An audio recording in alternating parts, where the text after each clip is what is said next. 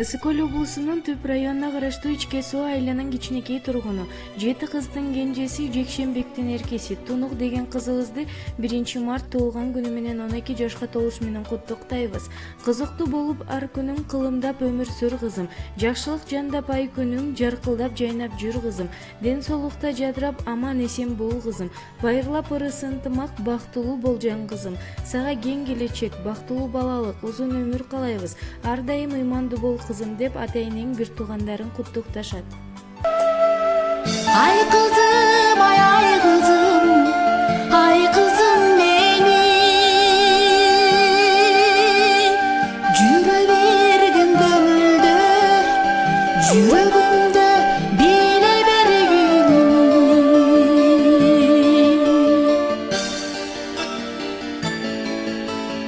Арбайтар бир кыймылым, бичи кызым, махаббатың сен.